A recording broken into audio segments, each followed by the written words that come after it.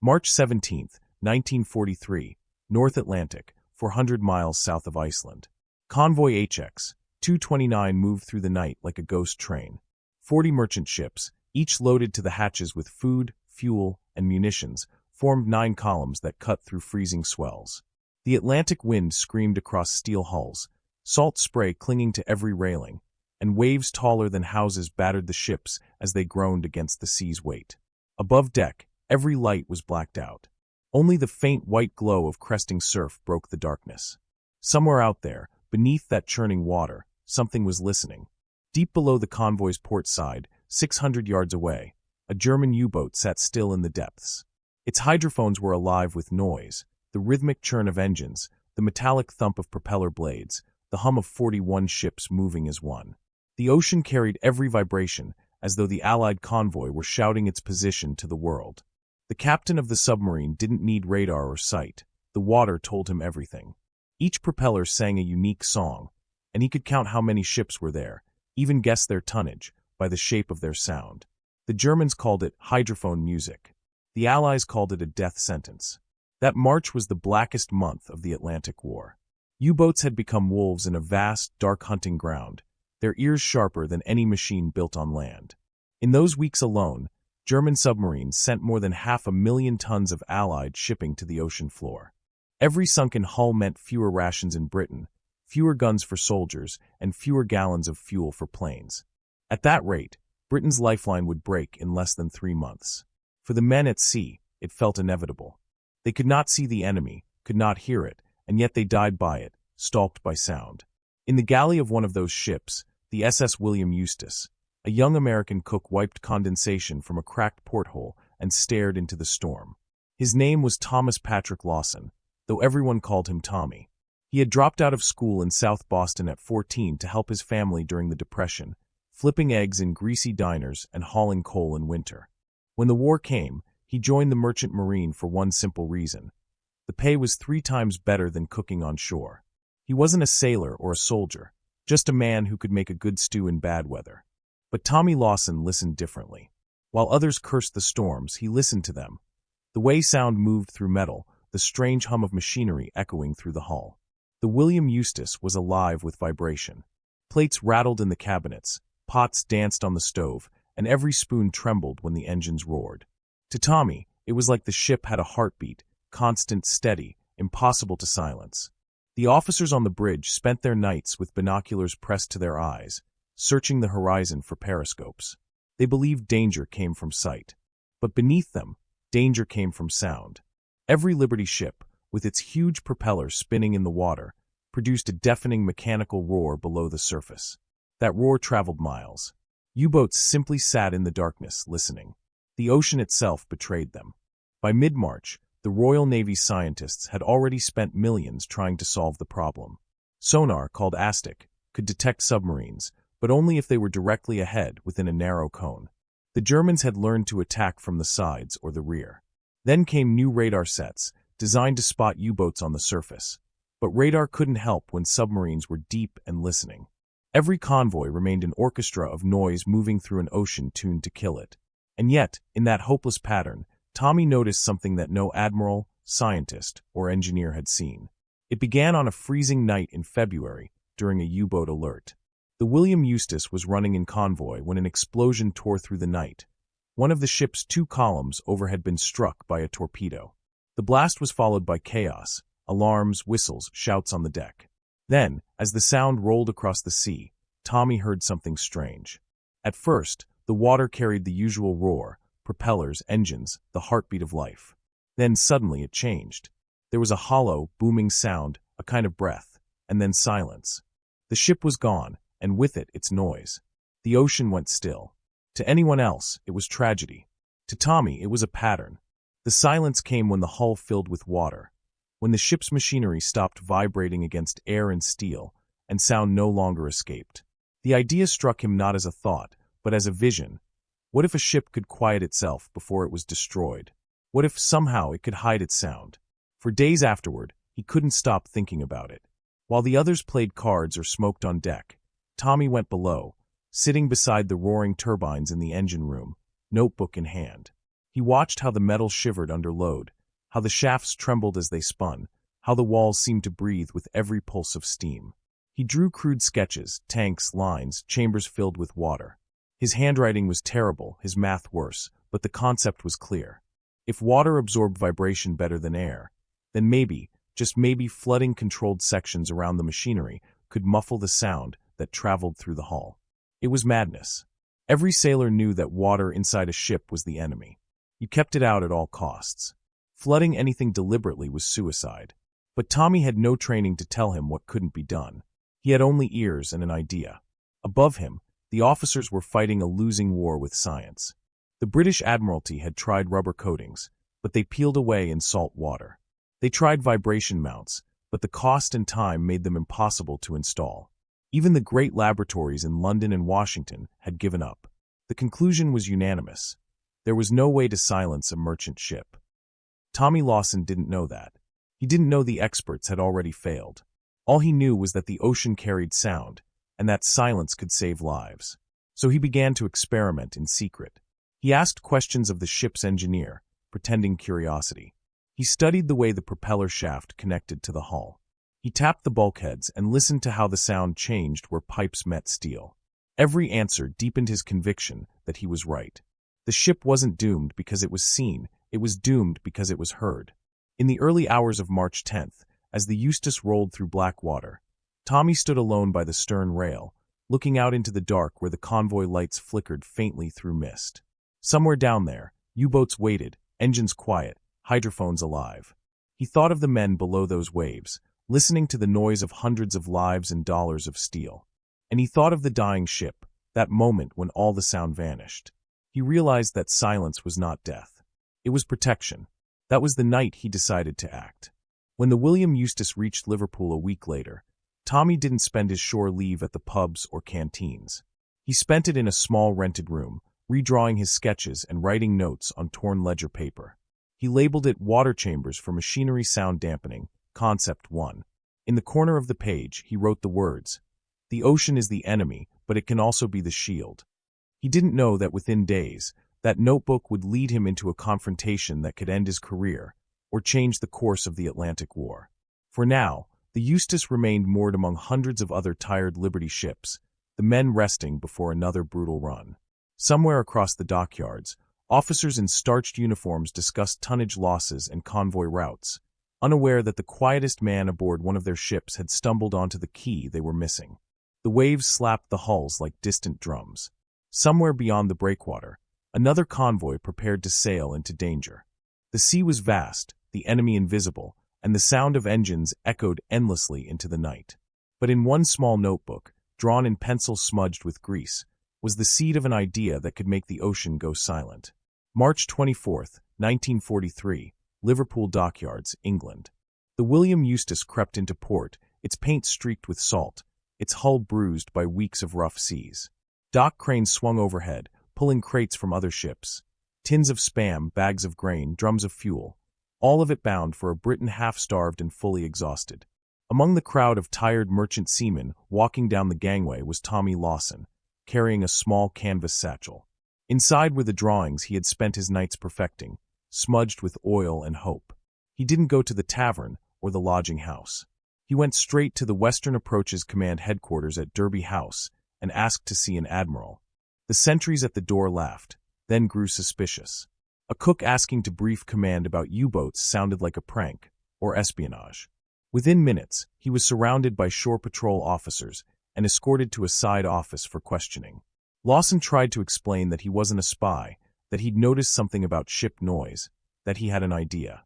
His words tumbled out faster than his courage. When he mentioned flooding parts of ships on purpose, one of the guards shook his head and muttered, "Completely insane." They prepared to throw him out. Across the marble floor, a Royal Navy officer in a salt-stained greatcoat stopped mid-stride. Commander Peter Gretton had returned from convoy duty only hours before, still haunted by the screams of men lost in the freezing Atlantic. He overheard the word noise and turned. A few moments later, Lawson found himself face-to-face with a man whose patience had been eroded by loss. Gretton asked one question. "What did you say about making ships quieter?" For the next 10 minutes, The exhausted commander listened as a cook described the impossible, flooding controlled chambers around propeller shafts and machinery mounts to absorb vibration before it reached the sea. Gretton should have laughed. Every textbook said water inside a hull meant disaster. But desperation is a powerful solvent for certainty. He told the guards to release Lawson and ordered him to come along. If the idea was madness, they'd see soon enough. March 25 to 28, 1943, HM Dockyard, Liverpool. In a corner of the yard sat the corvette HMS Sunflower, waiting for repairs. Gretton requisitioned her under the pretext of experimental maintenance. He gathered one sympathetic engineer, Lieutenant James Whitby, and told him to humor the American. Over the next 3 days, the trio worked mostly at night, welding empty oil drums around the propeller shaft housing and filling them with seawater. They piled sandbags along the engine mounts to imitate ballast. The result looked absurd, an iron flower of pipes and hoses blooming from the stern. On March 28, they ran their first trial. The Sunflower eased down the Mersey River while a small submarine, HMS Trespasser, submerged half a mile away, hydrophones ready. Everyone waited for the signal. Minutes later, a flare shot up from the submarine, heard loud and clear. Failure. The engineers cursed, and Gretton rubbed his eyes. Lawson stared at the dripping seams of the barrels and whispered that the water must have leaked out. They'd filled the drums when the ship was dry-docked. Now they were half empty. If the water was gone, so was the insulation. Gretton could have ended it there. But something about the cook's calm persistence gnawed at him. Against orders, he authorized another attempt. They sealed the drums properly, added rubber bladders scavenged from old fenders, and refilled the chambers. April 2, 1943, River Mersey, second trial. The Sunflower moved at full speed. In the submarine below, the hydrophone operator listened, and heard nothing. At 400 yards the ship vanished from the instruments, lost in ambient ocean noise. When the Trespasser surfaced, its captain waved a flag and shouted the result across the water. Gretton went pale. Lawson gripped the rail, trembling from cold and disbelief. After years of slaughter, silence had been found in a handful of welded drums. Word spread through the dockyard before sunset. Some called it sorcery, others stupidity, but none could deny the data. Gretton prepared a report and carried Lawson's notebook under his arm. The next day they boarded a train to London. April 3, 1943, Admiralty Boardroom, London. In a high-ceilinged room lined with charts of the North Atlantic, admirals and scientists gathered around a polished table. On one side stood Commander Gretton, gaunt and unshaven.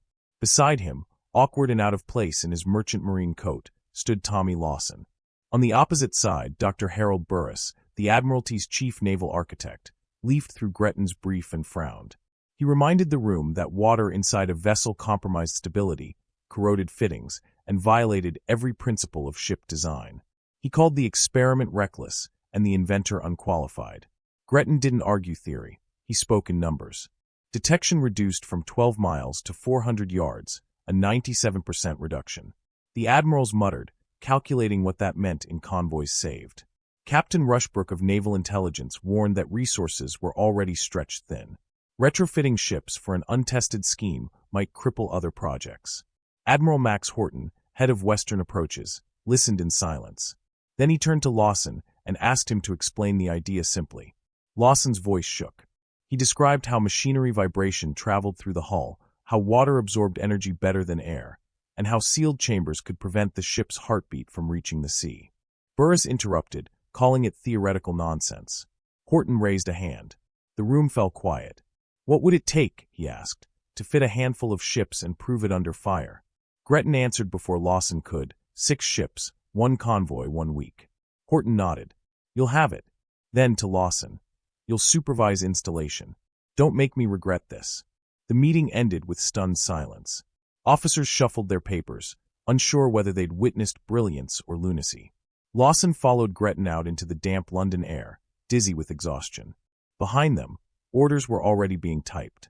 April 11th to 18th, 1943, Liverpool dockyards. 6 merchant ships were chosen. Daniel Webster, James Harrod, John Davenport, Samuel Eliot, Benjamin Key, and the William Eustace. Teams worked around the clock, welding cylindrical steel chambers, 2 feet wide, around propeller shafts and installing water-filled rubber bladders near engines and steam lines. The job added 18 tons to each vessel, but took only 64 hours apiece. The modifications looked crude, improvised, almost comedic. Yet the hydrophone readings didn't lie. Before modification, a Liberty ship was heard nearly 12 miles away. After, less than half a mile. Lawson barely slept. Between shifts he walked the dock, listening to the metallic thrum of engines starting up, wondering if the ocean would hear them differently now. Somewhere out there, wolf packs were forming again, and the next convoy was almost ready to sail. April 22, 1943, Liverpool Harbour, England. Dawn broke under a pale, colorless sky as the first ships of Convoy on 184 prepared to depart. Steam hissed from vents, anchors clanked up from the mud, and the dockhands shouted last orders through the morning fog. 43 merchant ships formed in 9 columns, each carrying the fuel and food that Britain's survival depended on. Among them, 6 vessels stood apart, modified, unmarked, and quietly revolutionary. Beneath their steel hulls, water-filled chambers hugged the propeller shafts, absorbing the vibrations that had once betrayed them to every submarine ear. No one outside a small circle in the Admiralty knew about the experiment. To the rest of the fleet, they were just ordinary Liberty ships. Even the convoy commodore wasn't told. The sea would be their only judge. By evening, the convoy had left the safety of the Irish coast and entered the open Atlantic. Far ahead, across hundreds of miles of dark water, German submarines waited in wolf-pack formation. 37 U-boats from Group Mise had been dispatched to intercept. The plan was simple. Use hydrophones to detect the massive wall of sound a convoy always made, track its approach, and strike from beneath the waves under cover of night. It was a tactic honed to perfection through years of practice. The submarines expected another easy hunt. For 6 hours, the hydrophones picked up faint propeller sounds, then lost them. At first, the German operators assumed equipment failure. They adjusted frequency bands, cleaned the contacts, and listened again. The same confusion returned. Some ships were loud and distinct, their screw patterns clear. But others vanished entirely. The operators logged intermittent contact and multiple false bearings. The convoy was fragmenting in their ears. They were hunting ghosts. In the control room of U-264, Captain Hartwig studied his charts. The bearing reports made no sense. If 40 ships were present, he should hear all 40. Instead, he counted 27. 16 signatures were gone. He surfaced to periscope depth, expecting to see stragglers, but there they were, 43 ships, steaming tight in formation. His mind refused the data. He ordered the attack to proceed anyway. Torpedoes roared through the dark. 9 merchantmen exploded in pillars of water and flame. But when the battle ended 18 hours later, all 6 modified ships were still afloat and scathed untouched. Their positions within the convoy should have made them prime targets, yet not a single one had been detected long enough to aim at. To the submariners below, they were simply invisible. When the convoy limped into New York 2 weeks later, its escort commander, Peter Gretton, sent a single-line report to London. Modified vessels showed 0 enemy engagement. Acoustic dampening effective under combat conditions. Recommend fleet-wide installation. May 1943, Western Approaches Command, Liverpool. The results spread like fire through naval intelligence. Statisticians ran comparisons. Before acoustic dampening, U-boats detected convoys at ranges exceeding 11 nautical miles. After, less than 1. The difference transformed the entire dynamic of the war at sea. Submarines could no longer rely on long-range acoustic tracking. They had to close in dangerously close, within radar range, within sonar range, within death range. The next convoys equipped with Lawson's system confirmed the pattern. U-boats approached blindly, stumbled into destroyer screens, and were destroyed. By the end of May, German losses skyrocketed. 41 submarines were sunk in that single month, nearly a quarter of the entire operational fleet. The Kriegsmarine called it Schwarzer Mai, Black May, the moment when the hunters became the hunted. Admiral Karl Donitz, commander of the German submarine arm, wrote in his war diary that the Allies had achieved technical supremacy in acoustic defense. He admitted that the ocean itself had turned against them. His submarines, once the silent predators of the sea, were now deaf. Meanwhile, the Admiralty accelerated production. Within 8 weeks, more than 800 Allied merchant ships had been fitted with water chamber dampening systems. Dockyards learned to install the equipment in 48 hours or less. Crews joked that they were adding bathtubs for the propellers, But the results were no joke. By summer, hydrophone operators aboard German U-boats complained that convoys had become ghosts. They appeared on radar too late to strike, and when torpedoes were launched, escorts were already bearing down. The statistics told a story more dramatic than any battle report. In March 1943, Allied losses in the Atlantic reached 567,000 tons. By December, they had fallen below 150,000. U-boat sinkings rose fourfold. Convoys that once feared annihilation now crossed the ocean under a protective veil of silence. The balance had shifted. The engineers who had dismissed Lawson's idea as folly began calling it liquid acoustic dampening. It was later standardized under the name Type L masking system. The science was simple but profound. Vibration energy absorbed by water was 50 times greater than through air. What had begun as a cook's rough sketch in a grease-stained notebook became one of the most effective countermeasures of the war. June 1945, London, England. When peace finally came, there were no parades for the merchant marine. The men who had carried food and fuel across the Atlantic simply went home. In a small, quiet ceremony, Thomas Patrick Lawson received the British Empire Medal for innovative contribution to maritime defense. No reporters attended. No photographers came. The medal arrived in a plain box, presented by a junior officer with a polite handshake. Tommy returned to Boston that summer, opened a modest diner in Dorchester, and lived the rest of his life as a restaurant owner. To neighbors, he was just another veteran who had done his part. Few ever guessed that his idea had helped save thousands of lives and turn the tide of the longest battle of the war. He never told them. Years later, when a British naval historian tracked him down to confirm details of the acoustic dampening project, Lawson declined interviews. He said, "I just noticed something and mentioned it. Other people did the real work." His humility was absolute, his silence fitting. May 24, 1943, German Naval Archives, Flensburg. In an entry dated that day, Admiral Donitz had written, "The enemy's ships have vanished from our instruments. We hear the sea, but not the steel. It is as if the Atlantic itself conspires against us." Historians later called that sentence the death knell of the U-boat war. Post-war, evolution of the idea. After 1945, the principle of Lawson's system evolved into modern naval engineering. Instead of static water chambers, American warships adopted a technology called prairie masker. It used streams of compressed air bubbles to create a barrier of sound around the hull, masking internal noise. The physics were identical, the material had changed, but the soul of the idea remained. The quiet ocean had been born from a cook's imagination. By 1947, over 20,000 Allied ships had carried versions of Lawson's dampening system. In total, historians estimate it saved more than 4,000 merchant seamen who would otherwise have been lost to torpedoes. The cost was minimal, less than 1/10 the price of building a single new ship. It was the cheapest miracle of the war. 1991, Boston, Massachusetts. Tommy Lawson passed away at age 76. His obituary in the Boston Globe mentioned only that he was a retired restaurant owner and merchant marine veteran. It said nothing about the Liberty ships, the water chambers, or the convoys that reached Britain because of him. But at his funeral, 3 elderly British officers attended, men who had once served on those convoys. They laid a note in his casket before it was closed. It read, "Because of you we came home." Decades later, the U.S. Naval Academy added his story to its leadership curriculum. Their summary was simple. Innovation does not require credentials.